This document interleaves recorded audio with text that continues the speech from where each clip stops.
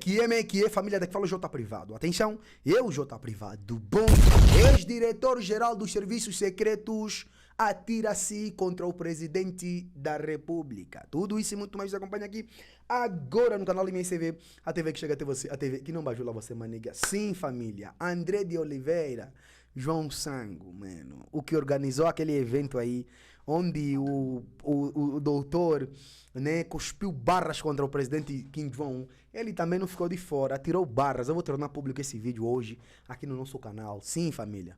Como vocês sabem, né, antes de entrar aqui na matéria, quero pedir para vocês internautas, se inscreva no canal, partilhe o vídeo, comenta, deixa aquele like maroto, deixa dislike se não curtir, comente bastante que é bom e importante. Siga meu Instagram, siga meu TikTok, que é muito essencial. Então, sem mais boas, mais longas, vamos aqui para a notícia. Ex-diretor-geral dos Serviços Secretos, de nome André de Oliveira João Sango, atira-se contra o presidente da República, de nome João Lourenço, que é o Kim Jong-un. Sim, família, mas por que J Privado? Mano, vocês vão entender o que ele falou, né? Vale relembrar que esse mesmo senhor recentemente estava sendo acusado de se opor a um terceiro mandato de João Lourenço. Sim, o MPLA estava preocupado com o Congresso sobre o direito constitucional que foi organizado pelo André de Oliveira João Sango, né? Tanto é que o MPLA mesmo, os militantes do MPLA, né, estavam a atacar esse mesmo Congresso, porque, segundo eles, são pessoas que, né, são da ala eduardista. É basicamente isso. Vamos lá ouvir aqui o que ele disse. Bom dia a todos, né? Agora disse todos e todas, né? Ou todas e todos. Particularmente gostaria de saudar a presidente do Tribunal Constitucional aqui presente, o presidente da CNE, também aqui presente, e muito obrigado por acompanharem-nos nesta tarefa. O que eu gostaria antes de abordar é que a discussão relativamente à engenharia institucional já decorre no nosso país. Há vários debates a esse respeito. E eu decidi, inclusive, enumerar alguns textos que já foram referidos. Portanto, há um texto do professor Jorge Miranda, em 2010, cujo centro fundamental foi o texto constitucional. A sua preocupação foi o texto constitucional, em primeiro lugar. Depois temos o Nelson Pestana, meu colega aqui, e o professor Vital Moreira também, 2010 ambos, cuja preocupação foi modelo e particularmente dos poderes do Presidente da República. O nosso colega aqui de Faculdade, Camilo de Paca, em 2015, também trabalhou sobre um texto cujo centro foi o executivo em si. Antônio Paulo, também aqui presente, falou das variações em 2015. O Caputo Menezes teve a preocupação de se centralizar nas questões dos partidos. Caputo Menezes de Lundão. Carlos Feijó focou-se fundamentalmente sobre os direitos fundamentais. O Cianudo Fortuna sobre a representação política e dos recursos de poder, etc, etc. O que nós temos que dizer é o seguinte: qualquer dos fundamentos que foram apresentados por esses autores, não temos muitas questões para questioná-los. São metodologicamente boas e bem fundamentadas, vamos dizer. Mas eu identifiquei em todos eles defeitos também. E o primeiro grande defeito que eu identifiquei é que quase todos eles negligenciam um aspecto que eu considero fundamental quando estamos a falar do modelo político: cultura política.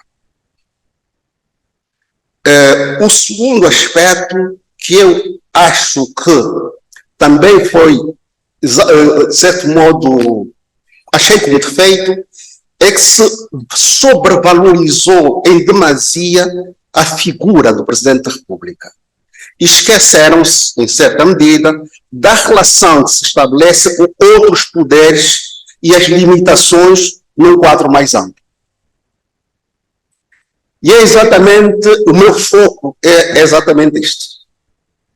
Portanto, eu acho que sempre que estivermos a falar do modelo constitucional, devemos ter um foco sobre a questão da realidade cultural e as dinâmicas relacionais entre o poder executivo e demais poderes. Se nós não tivermos em atenção essa dinâmica, podemos estar a falar de tudo, menos dos problemas do nosso verdadeiro país. Essa é a primeira questão que eu gostaria de chamar a atenção. E a nossa tese é a seguinte: a nossa tese é que o problema da Angola não está no modelo presidencial, como muitos defendem. Eu acho que o problema da Angola foram alguns artifícios que foram introduzidos, tanto na Constituição, quanto nas leis ordinárias e na própria praxe política, que às vezes dificulta ou vicia a relação entre todos esses poderes. Portanto, o que eu estou a chamar aqui de engenharia institucional, estamos a nos referir, diz respeito ao funcionamento do sistema político, ou seja, das instituições e dos atores políticos.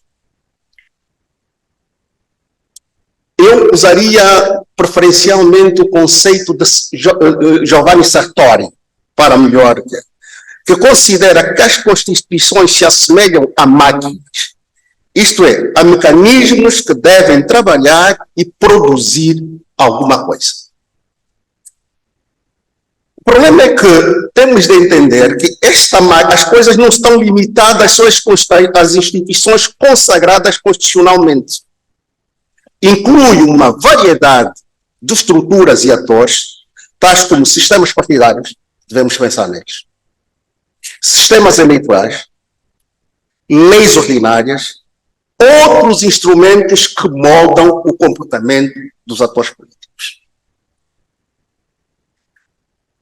Portanto, a questão que se põe é que a centralidade dos debates acadêmicos e políticos sempre foi sobre méritos e deméritos de determinados sistemas. Presidencialismo, parlamentarismo e semipresidencialismo. A verdade é que nunca houve um consenso sobre qual é o melhor sistema. Aliás, eu penso que ninguém pode afirmar que exista um sistema melhor do que o outro.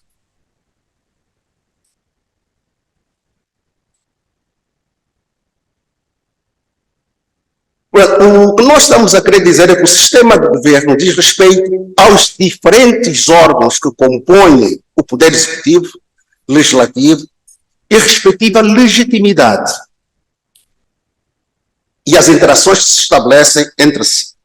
Portanto, eu, por causa disso, desenho a minha discussão sobre três componentes fundamentais: o sistema de governo, o sistema eleitoral e o sistema de partidos.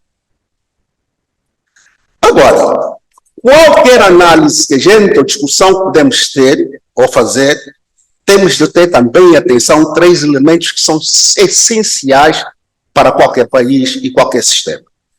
Eu estou-me a referir primeiro à estabilidade política, que é fundamental, à governabilidade e à flexibilidade do sistema. Portanto, nós, quando estamos a falar de parlamentarismo, devemos, acima de tudo, ter presente as seguintes características. É um sistema político em que existe clara distinção e a separação entre o Presidente da República e chefe do governo, que é o Primeiro-Ministro. O Primeiro-Ministro é eleito ou deve ter maioria parlamentar e pode ser destituído por voto e de desconfiança deste. O Presidente da República pode dissolver o Parlamento a pedido do Primeiro-Ministro. O governo é colegial, isso é importante que se tenha presente, em termos tanto de composição como em termos de tomada de decisão. O semipresidencialismo, devemos definir sobre ele duas características centrais: presidente eleito com maioria, com mandato fixo, eleito pelo povo. O segundo, um primeiro-ministro e um gabinete que são responsáveis perante o Parlamento. Em contrapartida, o presidencialismo tem um chefe de Estado que é, ao mesmo tempo, titular do poder executivo. Portanto, nesta figura estão os dois elementos, chefe de Estado e titular do poder executivo. É eleito diretamente ou por um colégio eleitoral.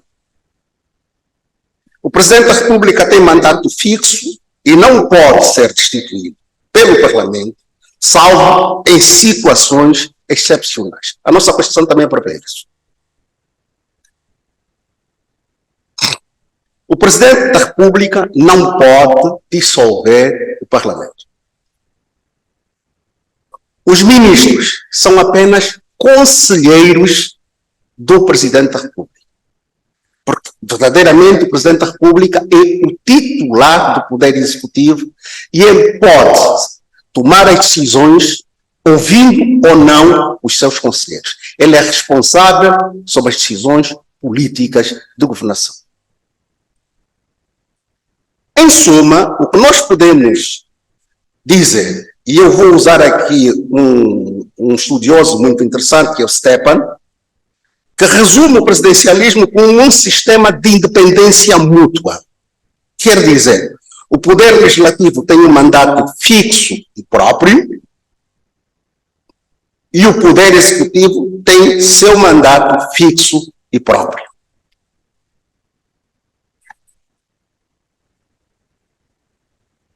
Em contrapartida, se nós quisermos pensar no nosso modelo, identificamos a partida uma excepcionalidade que não se encaixa no sistema presidencialista tradicional. Temos isso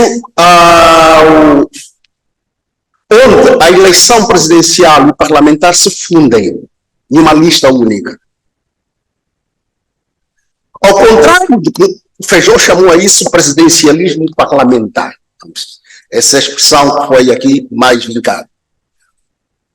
A grande particularidade, vamos dizer, é que o facto de a eleição ser conjunta, este é um dos elementos, e o facto de, em caso de autodemissão do Presidente da República, exigir eleições, novas eleições, estamos a falar que nós não temos a característica que eu fiz referência atrás, de independência mútua. Pelo contrário, o Parlamento e o Presidente estão intrinsecamente ligados. Isso traz uma consequência natural. A consequência natural é que a tendência é que o Presidente da República tende sempre a ter maioria parlamentar e maioria absoluta para garantir a sua governabilidade. Ao contrário dos modelos anteriores, dos outros modelos presidenciais, os outros modelos presidencialistas, o Presidente da República não precisa ter maioria absoluta no Parlamento. Ele só precisa ter uma grande capacidade de negociar para compor uma maioria que aprovará as suas decisões. Isso, evidentemente, pode tornar o governo maior ou menor, em dependência das forças que vai negociar para constituir essa maioria parlamentar que vai suportar, ou não. É essa particularidade que eu atribuo e que eu acho, e afirmo isso claramente, que é a grande solução que se encontrou no nosso país. Ao contrário do que muita gente pensa, eu acho que é uma extraordinária solução. E é uma extraordinária solução se nós olharmos para a nossa história mesmo. E eu começo a pensar desde o processo de luta de libertação nacional. Há uma pergunta que nós temos de nos fazer sempre. Como é que é possível um país, umas forças que estavam a lutar para a mesma independência, a independência do mesmo país, nunca conseguiram juntar-se? Porque nós temos um sentido de conflitualidade muito grande. Ora, se esse nosso sentido de conflitualidade é o que sobressai, é preciso garantir sempre a existência de uma maioria absoluta para dar estabilidade governativa. Esse é um aspecto que é fundamental fazer referência. O mesmo podemos pensar antes da independência, em 1975. depois dos acordos do Alvor, era suposto que teríamos eleições e as forças viveriam entre si. Não aconteceu. Houve conflito. Temos a experiência depois de 1992. Eleições foram realizadas, uma parte recusou os resultados, conflito. Portanto, se nós não garantimos, se não se garante um sistema que gera essa interdependência, nós temos a probabilidade permanente de paralisia governativa. E é isso que, em primeira instância, devemos evitar. Mas não são só esses os problemas. Não quer dizer que esse modelo tenha só boas coisas. Também tem muitos defeitos. E aí nós podemos encontrá-lo desde a relação entre o Parlamento e o Poder Executivo, entre o Poder Executivo e o Poder Judicial. Eu vou citar, vou terminar, o meu tempo está a acabar, vou citar, por exemplo, duas questões que têm uma influência muito forte na relação entre o Parlamento e o Poder Executivo. A composição das listas fechadas, por exemplo, para os candidatos a deputados. Se é que as listas fechadas são uma solução boa para evitar que pessoas não ligadas às estruturas partidárias concorram para cargos em nome de uma determinada, para cargos em nome de um determinado partido político, mas é suposto que as listas devem resultar de uma disputa interna, uma competição interna, para que os militantes desses partidos sejam efetivamente representativos. O que tem estado a acontecer no nosso país é que as listas são constituídas a partir do centro. Portanto, elas não representam nenhum ato democrático. E isso dificulta a autonomia de um deputado. Porque o deputado passa a dever lealdade à direção e não aos eleitores. Esse é um dos problemas sérios que nós temos que resolver. Portanto, a democracia interna dentro dos partidos tem uma influência muito grande sobre o modo como funciona o Parlamento e como ela reage diante dos excessos do poder executivo. Isso é a primeira coisa. Outro aspecto que eu gostaria de chamar a atenção tem a ver também com a desvalorização daquilo que eu chamo das principais unidades políticas do país. Os municípios e as províncias estão subdimensionadas. Portanto, a nossa lei estabelece que cada província apresenta 5 deputados. Primeiro, é injusto, porque as províncias demograficamente não são iguais. Portanto, nós não podemos, numa província que tem 200 mil habitantes, ter 5 deputados e uma que tem 2 milhões também ter 5 deputados. Em primeiro lugar, é injusto. E segundo, é preciso resolver o problema da própria representação provincial. É preciso que as disputas nas províncias também se realizem nas próprias províncias. O cidadão tem de conhecer quem é o candidato que está na lista que o vai representar. Esse é um dos outros aspectos que tem influência muito grande no sistema partidário.